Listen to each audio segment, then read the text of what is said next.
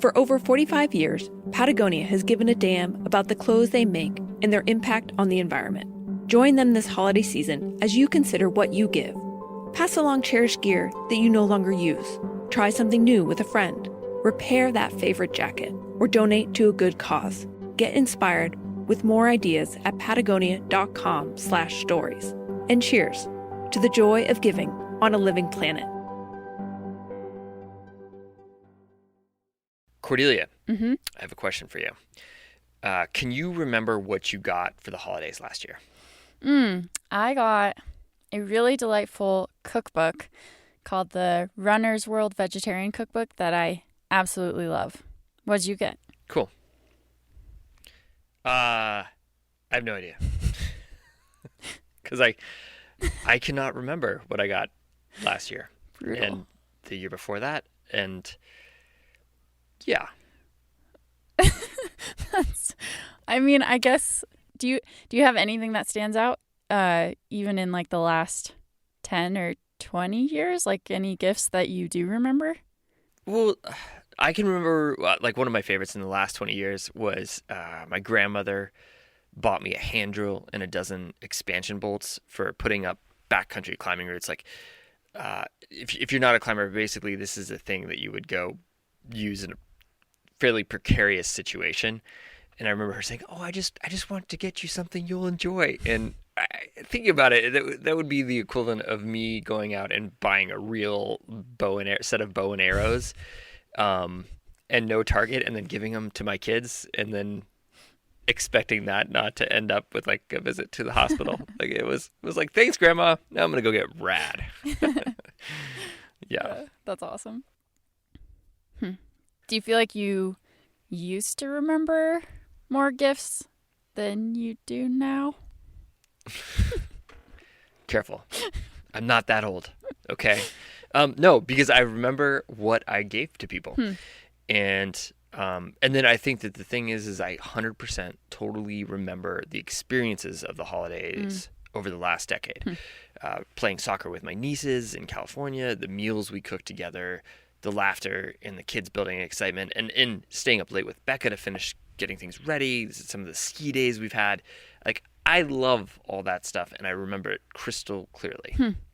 So in some way, maybe those are the real gifts. I think you're probably right.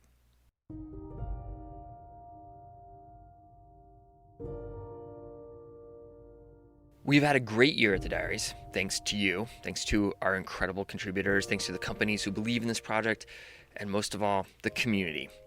And to celebrate, we wanted to do a holiday special of sorts, a gift of more stories to you all. Stories that encourage connection, adventure, and a little nudge to get out the door. There are so many ways to give, and a lot of them don't involve discussions about supply chains and container ship delays, because some of the best gifts will never go on sale. They are unique to the giver and to the receiver. Some gifts change lives. Others bring powerful perspective. The best of them bring us together. So we bring you 4 short stories over the next 2 weeks. And today we start with a story from Chris Locke. Chris is a 6th grade teacher in California. In 2019, his 2 boys were right on the cusp of becoming teenagers.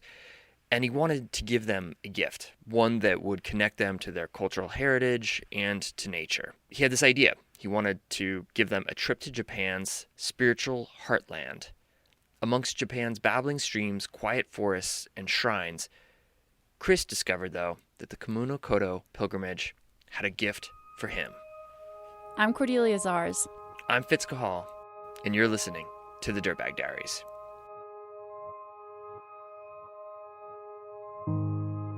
Hi, my name's Chris. I'm half Japanese. My wife's full Japanese American.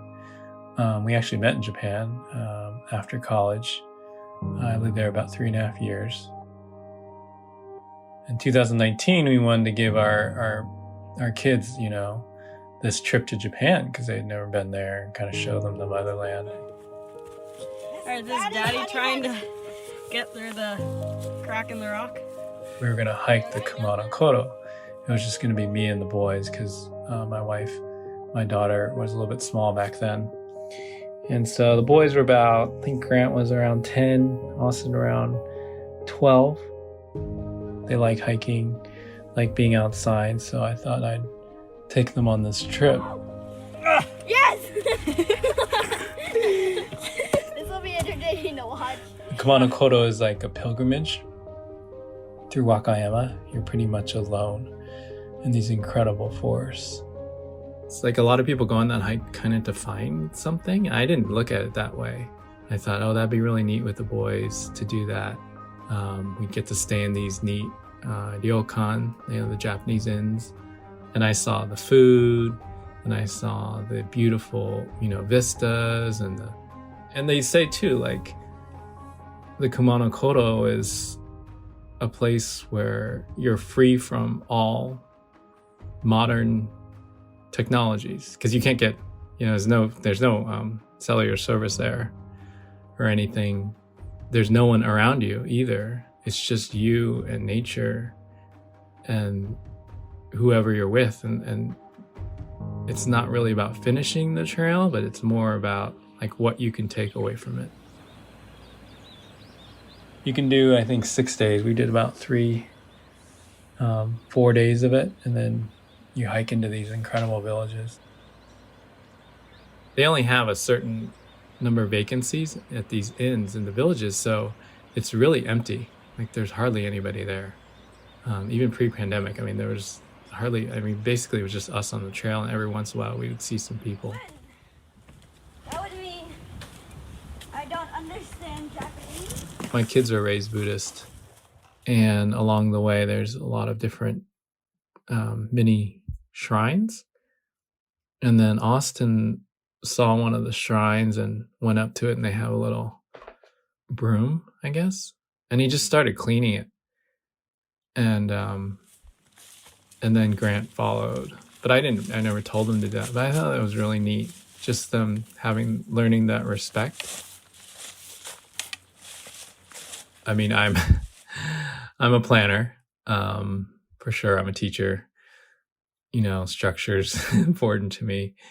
But we could just take our time and during lunch, just sit there and, talk to each other. I need to add a sacred rock. I like this one. This is one. And just laugh, like listening to them laugh. And Yeah! That was Two. two.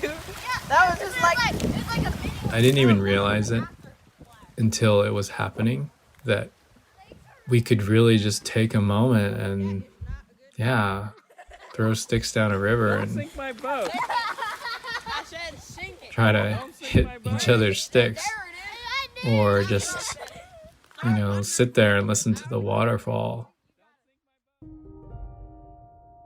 Being in nature is, at least nowadays, is just being unplugged. Like, really, obviously beautiful places, but just being able to just be you with your family or your friends.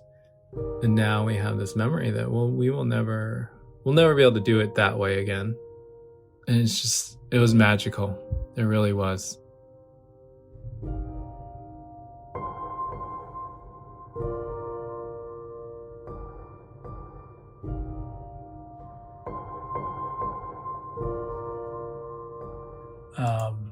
So I think, though, I realized, I'm just looking at some of the old videos.